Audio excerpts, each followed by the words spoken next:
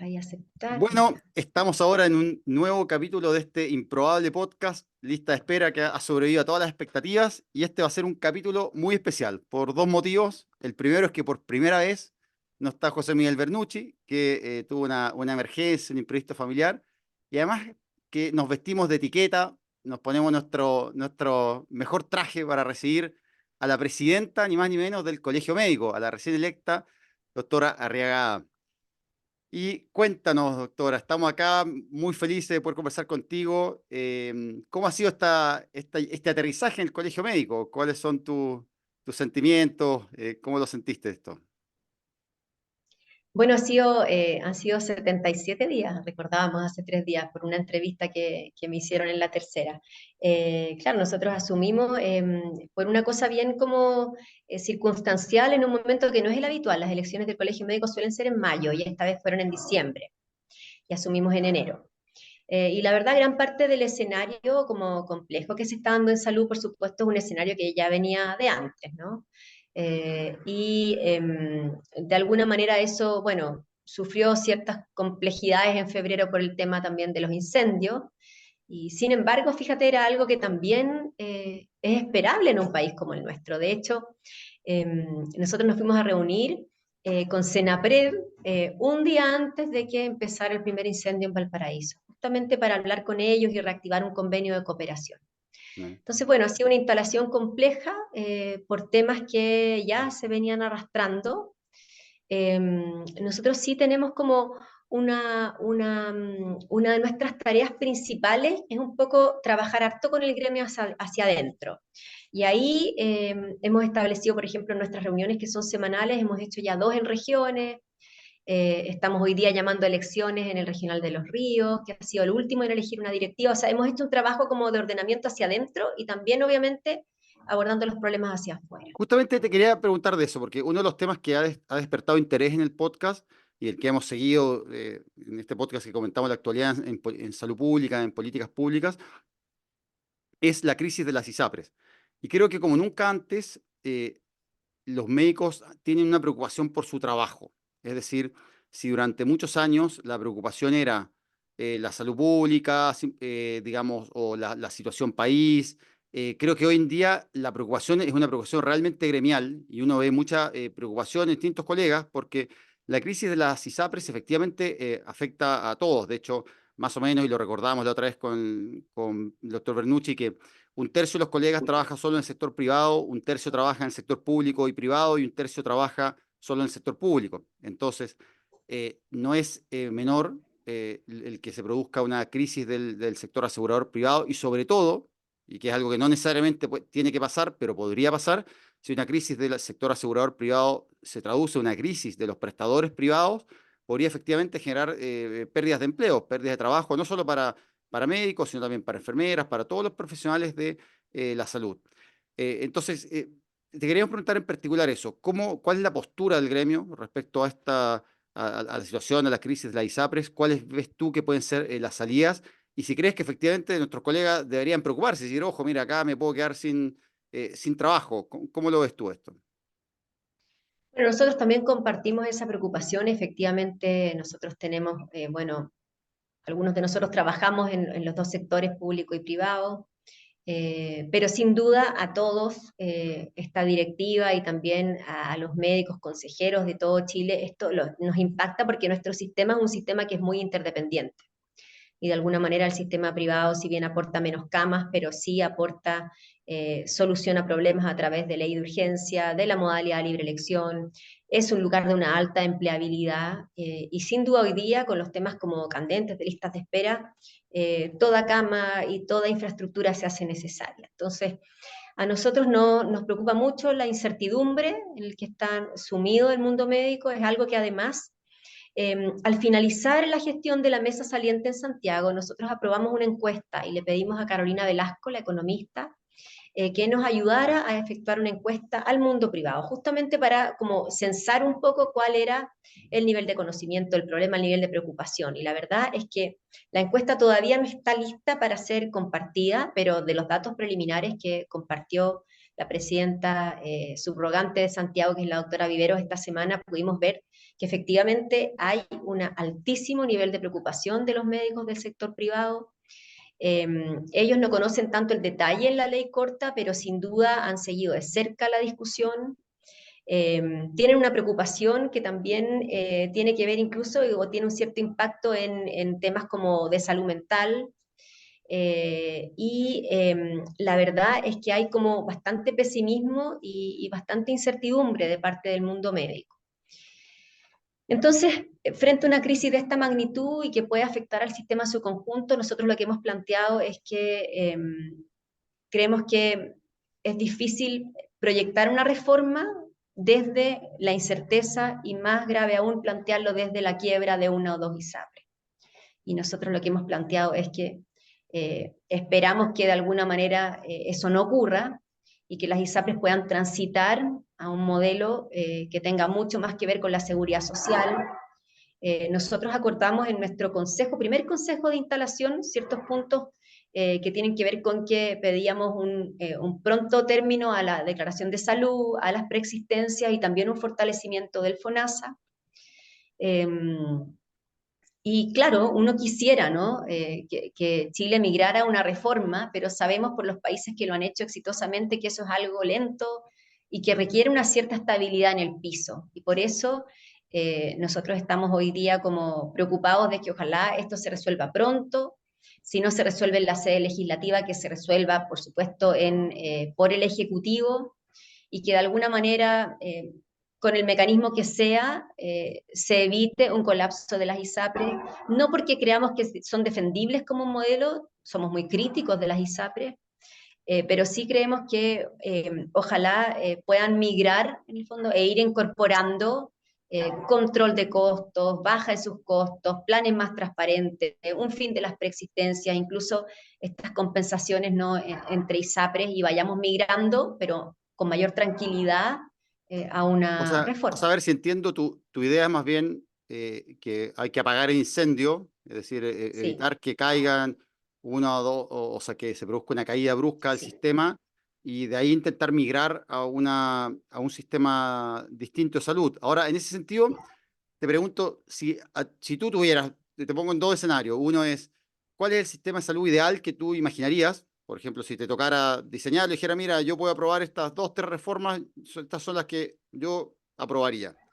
¿Y cuál es la situación más probable a la que crees que lleguemos? Porque también esa es una, digamos, la política siempre ha sido el arte de lo posible, y hoy nos encontramos en una situación con un sistema político extremadamente fragmentado, donde las ideas más simples, humildes y que uno diría antes que eran pues, como de pelo grullo, que cómo no nos íbamos a poner de acuerdo en esto, de repente se convierten en batallas campales y no nos ponemos de acuerdo ni siquiera, o sea, las cosas más elementales. Y de hecho, yo siempre menciono que yo soy bastante pesimista respecto a lo que se puede aprobar o en lo que pueda terminar la ley corta, que yo creo que puede terminar convertida en una ley súper corta, porque justamente, imagínate si en temas más complejos, más simples, ojo, más simples, como la AFP, que la AFP es un tema más simple, estamos hablando de, mira, cuánto es la cotización, en dónde la vamos a Sí. invertir, cuál es el objetivo de pensión que queremos lograr.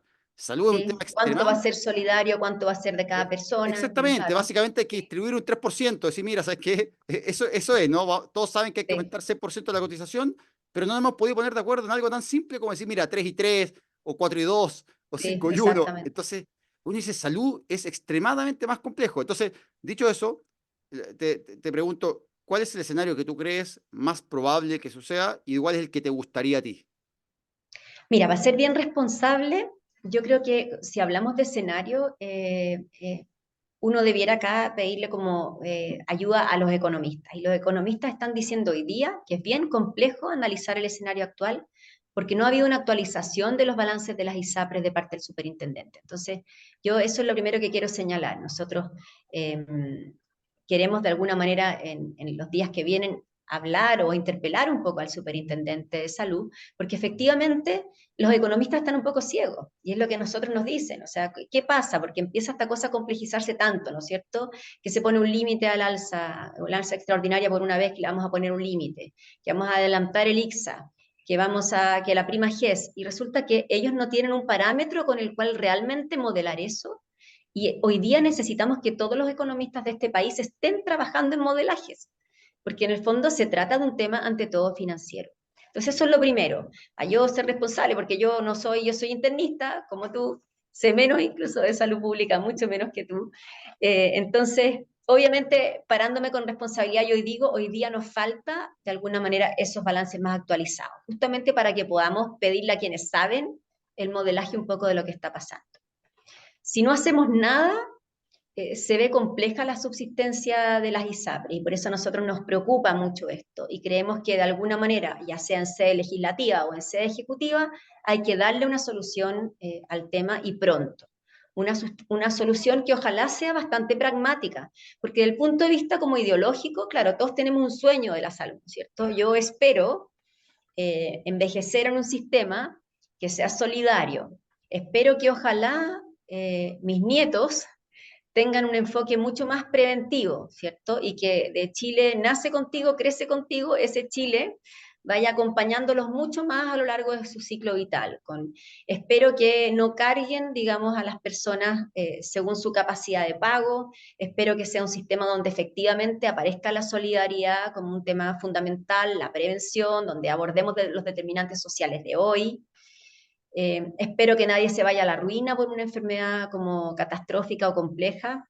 Y sinceramente miro como bastante crítica la figura de las ISAPRES. O sea, todos nosotros, de alguna manera, cuando hablamos de este tema, probablemente hablamos de la preexistencia. Muchos de nosotros de la preexistencia propia, digamos. Y yo tengo familia muy cercana que tienen enfermedades crónicas y que hoy día se sienten más bien atrapados en este sistema de las ISAPRES.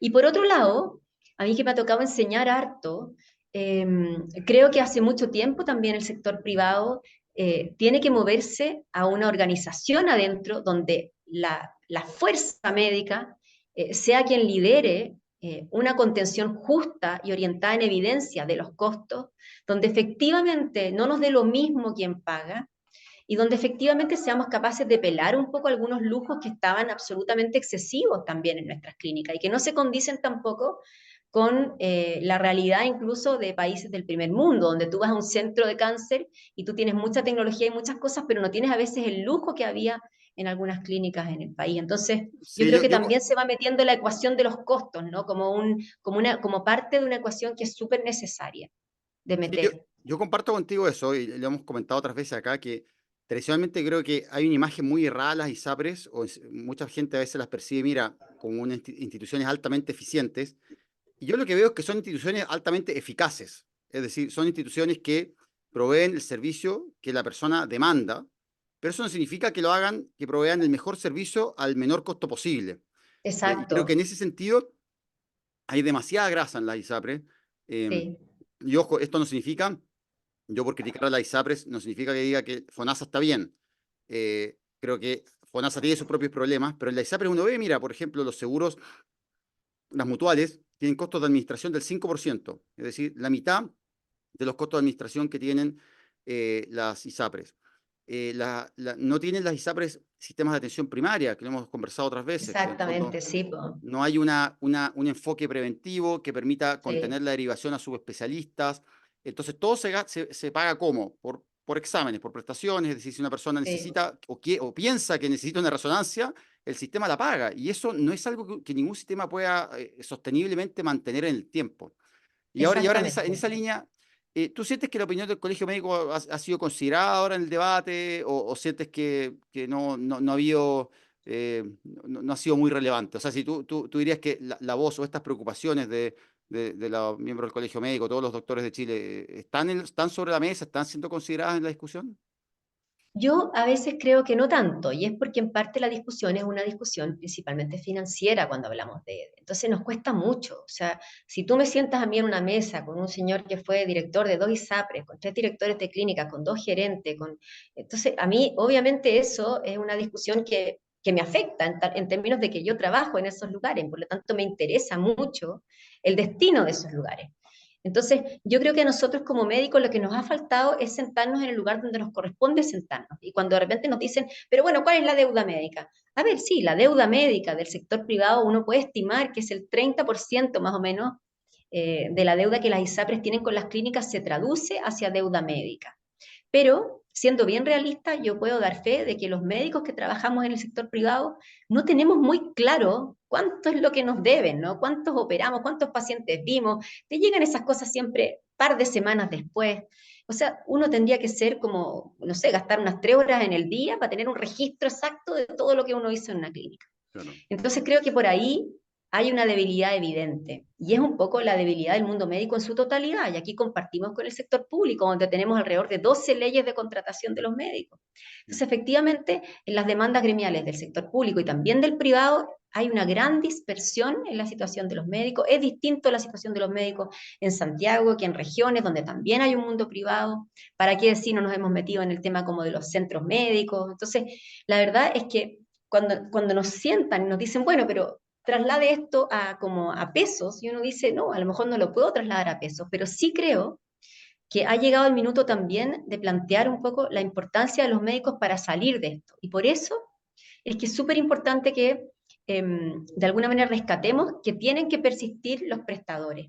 ¿Por qué tienen que seguir los prestadores? Porque las ISAPRES, si cambian o no y se modifican de alguna manera, vamos a seguir necesitando las camas de las clínicas para atender, pero claramente viene un periodo de vaca flaca, en que los costos efectivamente van a tener que bajar. Y esos costos no los pueden bajar los gerentes, los tienen que bajar el mundo médico, con figuras como un poquito bien parecida a lo que son los hospitales públicos, jefes de servicios clínicos, que en el fondo apliquen criterios de medicina basada en la evidencia, de buena práctica médica, y que efectivamente los médicos nos hagamos parte de una atención sanitaria privada que tenga criterios distintos. Y en eso los doctores son fundamentales, y por eso es importante defender el trabajo médico privado, con médicos que no estén precarizados, que no estén llenos de deudas, que no estén desmotivados, que no estén deprimidos, que no estén cesantes.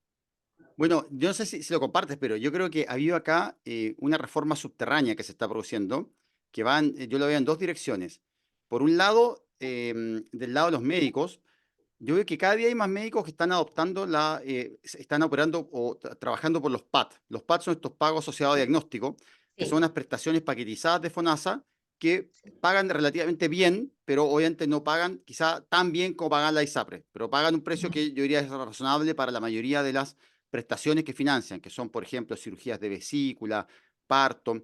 Y antes en el sector privado yo diría que al PAT se lo miraba así con desdén, así, Sí. no, mira cómo voy a operar PAT, y no sé qué. Y ahora he visto, y cuento la experiencia, conversaba hace poco con un traumatólogo de una clínica, un traumatólogo joven, y los más viejos le decían, no, ¿cómo vas a hacer el PAD? No sé qué, y este tipo empezó a hacer los PAD, dijo, mira, vamos a paquetizar una prestación, en este caso era para Claro. una cirugía de rodilla, para que efectivamente la podamos hacer por el precio que paga FONASA. ¿Y eso qué ha Ujú. significado? Que esta clínica en la que trabaja este traumatólogo ahora está operando esta cirugía paquetizada por FONASA, cosa que antes no hacía y que donde antes no habrían Exacto. estado los incentivos si es que hubiera seguido funcionando el sistema. Entonces, efectivamente, creo que ahí uno se da cuenta que efectivamente en la ISAPRES había un poco de grasa, por así decirlo, había Sí, posibilidades de mayor eficiencia en el sector sí, salud y los mismos médicos se están dando cuenta, mira, dicen, ¿sabes qué?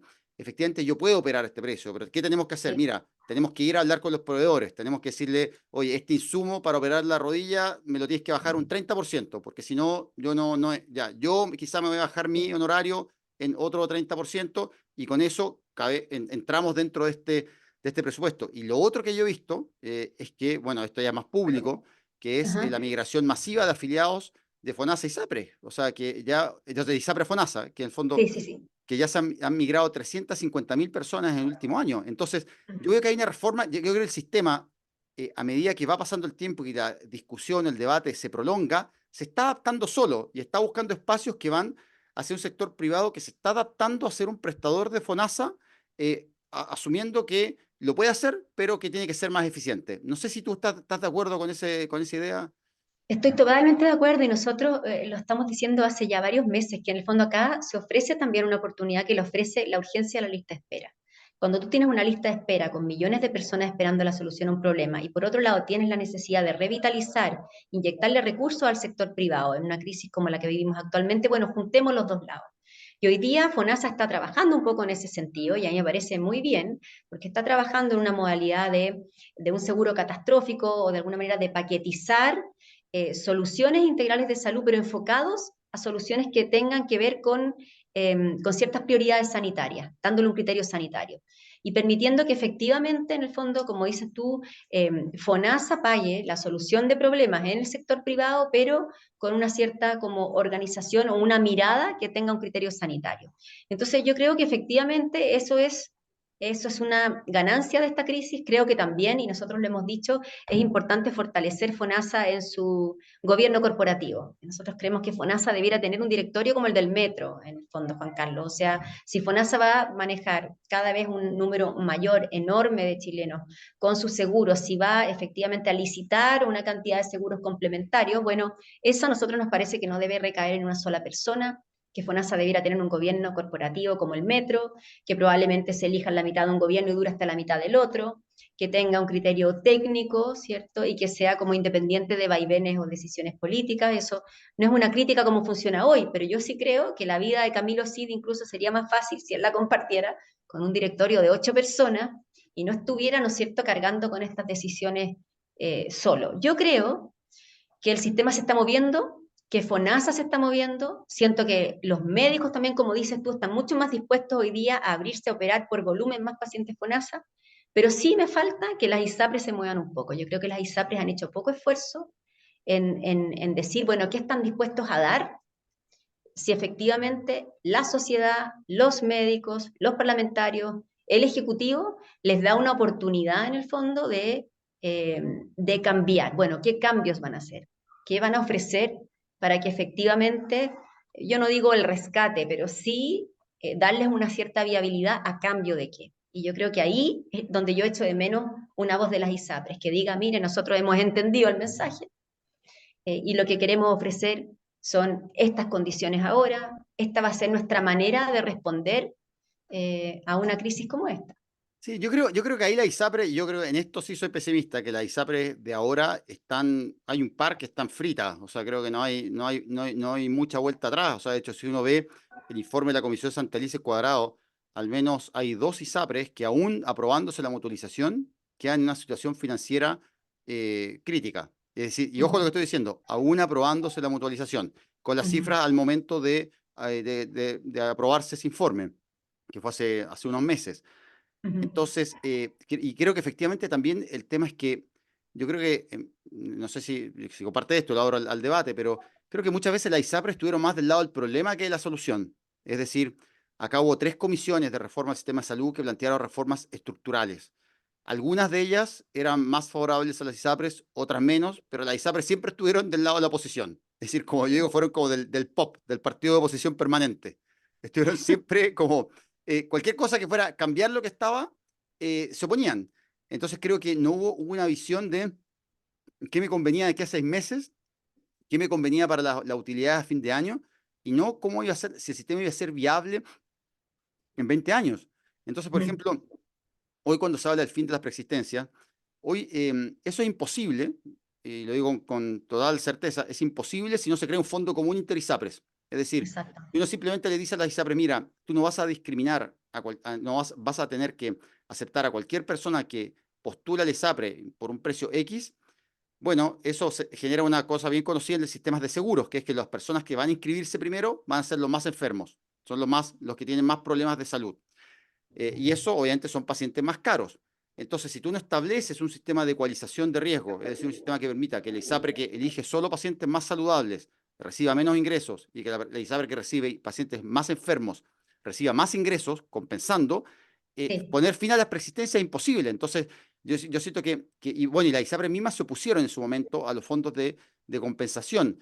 Entonces, yo, mi opinión, y lo dejo acá como al debate, siento que al menos la industria estuvo muy poco receptiva a los cambios y ahora está ofreciendo como muy poco, muy tarde. sí, Eso es esa es mi exactamente. sensación. Es lo que lo comparto contigo. Yo creo que, bueno, quizás ahora estamos en una conversación más que un debate, pero tú estás invitado a participar de una especie de debate con nosotros o de la antesala de un debate. Y nosotros como colegio hemos organizado, como Colegio Médico Nacional, una discusión con diferentes expertos, dentro de los cuales estás tú, para hablar durante 3 días un poco de nuestro sistema de salud a 20 años del GES, cómo lo vemos hoy, cómo lo proyectamos. Y la idea es de esa discusión de reforma que se va a dar ahora a mediados de abril, a lo cual los vamos a invitar y esperamos que este podcast también lo promueva, y también como de que de alguna manera utilices también un poco lo que se habla ahí para que el podcast sirva como un espacio adicional de discusión. Sí, Porque la aprovechando idea es, para dejar concretamente invitados, ¿dónde y sí, cuándo es y cómo se pueden inscribir las personas a este seminario en donde vamos a analizar la historia de esta crisis del sistema de salud?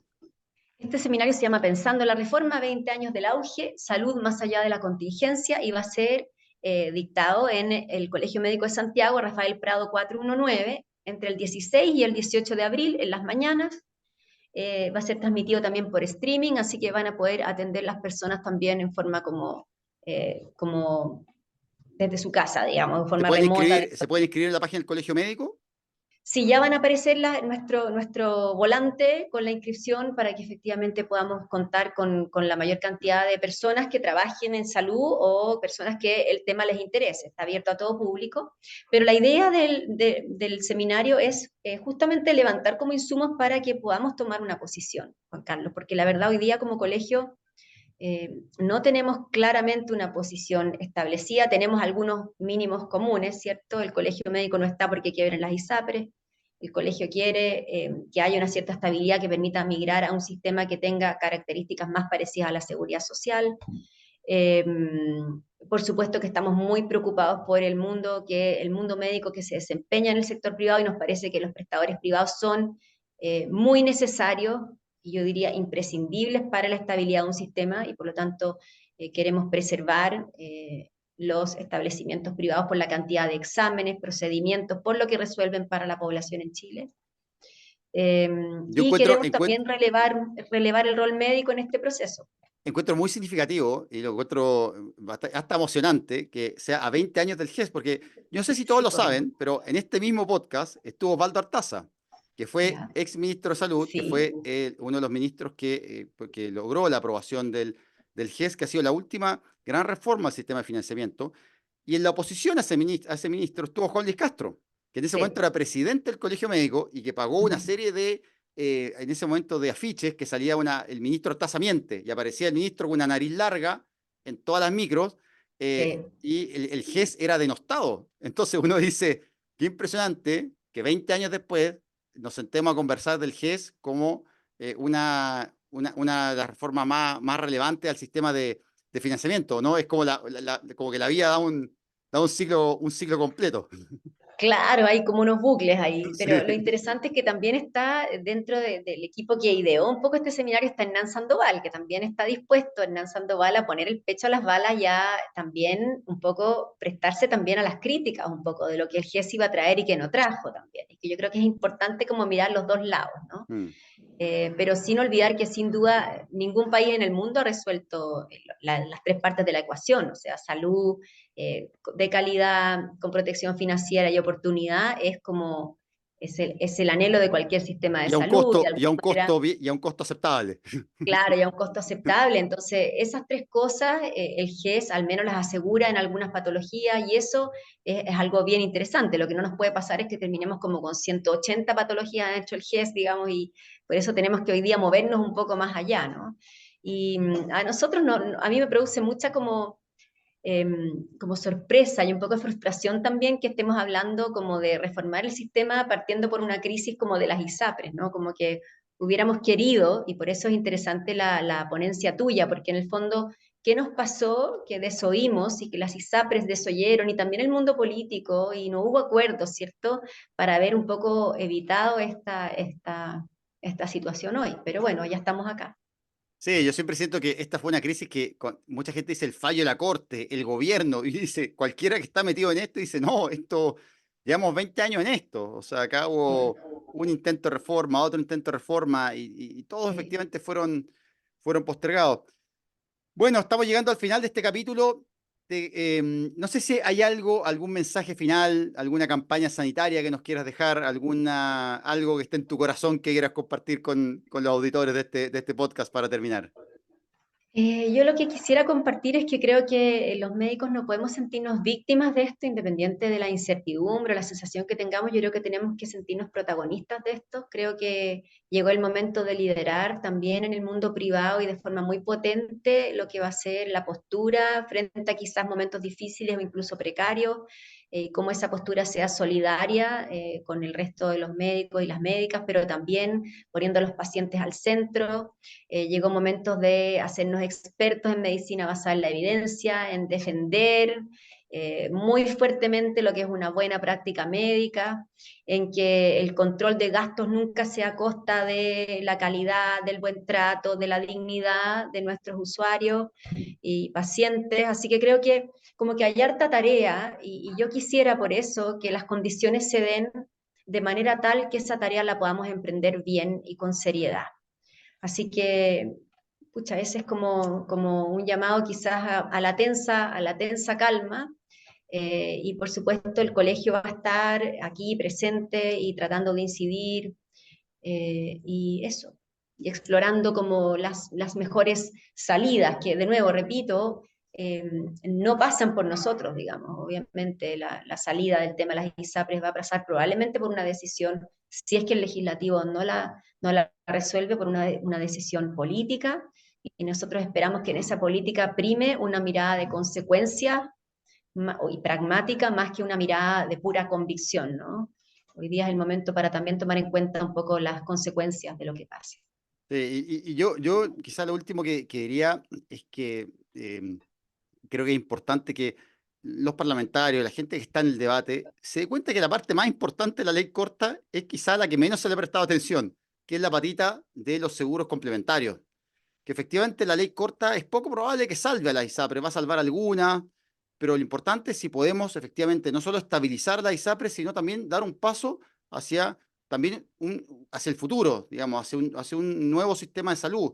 Y ese nuevo sistema de salud ya sabemos que va a haber más FONASA, ahora tenemos que saber cuál va a ser el rol de los privados. Y en ese sentido, la posibilidad de legislar mejor la creación de seguros complementarios que funcionen con FONASA, creo que es una oportunidad que se está perdiendo el debate y que yo no la escucho. O sea, y por eso la levanto acá en el podcast, porque todo el tiempo se habla de la mutualización, se habla del perdonazo, pero nadie habla de esta patita de la ley, que yo creo es la parte más importante que se está dejando, digamos, de lado en la discusión. Sí, pues que hoy día está avanzando al menos en el tema de esta especie de seguro catastrófico, ¿no? Pero que va a estar focalizado con mirada Sí. sanitaria a los pacientes que tienen problemas de salud no resueltos y que incluso están con estas prestaciones tan poco valoradas, ¿cierto? Que son las MAI, digamos, dentro de los hospitales y que pudieran también abrirse a ser resueltas en un prestador privado que va a tener, como lo dices tú, y yo también lo veo, hoy mucho más interés en abrirse a resolver temas también de los pacientes en FONASA, algo que siempre debió ocurrir y que ocurrió en la pandemia, de hecho.